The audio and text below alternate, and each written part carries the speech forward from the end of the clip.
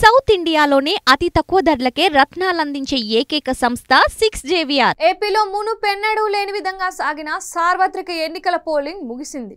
ఇక ఫలితాలు తెలియాలంటే జూన్ 4 వరకు వేచి చూడాలి. మరోపక్క గెలుపుపై ఎవరి ధీమా వారు వ్యక్తం చేస్తున్నారు.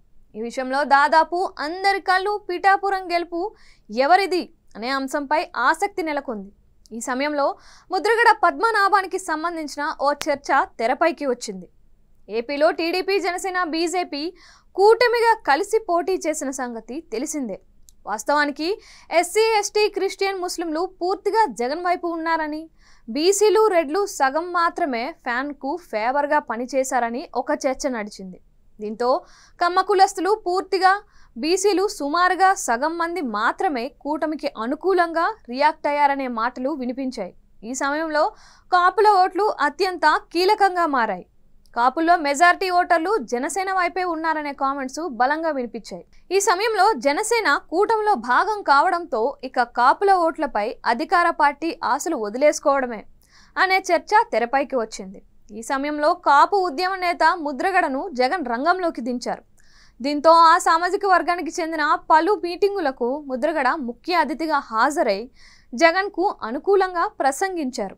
వాస్తవానికి మిగిలిన ప్రాంతాలతో పోలిస్తే ముద్రగడకు అసలైన టాస్కు పిఠాపురంలో పవన్ ఓటమికి కారణమవ్వడం.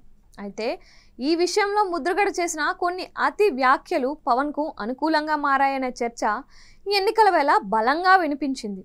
ఇందులో భాగంగా వృద్ధులు, మహిళలు కాస్త ముద్రగడ అభిప్రాయంతో ఏకీభవించినట్లు కనిపించినా ప్రధానంగా యువత మాత్రం ముద్రగడ వ్యాఖ్యలను సీరియస్గా తీసుకుంది. ఫలితంగా పవన్ వైపు మరింత గట్టిగా నిలబడింది అనే టాక్ వినిపిస్తోంది. ఈ క్రమంలోనే మొదట్లో ముద్రగడ వైపు ఆ సామాజిక వర్గం కాస్త బలంగా నిలబడిన పోలింగ్ నాటికి పరిస్థితి భిన్నంగా మారిపోయిందని చెబుతున్నారు. అందువల్లే పోలింగ్ అనంతరం ముద్రగడ అండ్ కో సైలెంట్ అయిపోయారనే కామెంట్లు వినిపిస్తూ ఉండడం గమనార్హం. మరి జగన్ ఆశించినట్లుగా నిజంగా ముద్రగడ వైసీపీకి బలంగా మారారా, లేక ఆయన ఎంట్రీ వల్ల అసలుకే ఎసరొచ్చిందా అనేది తెలియాలంటే జూన్ 4 వరకు వేచి చూడాల్సిందే.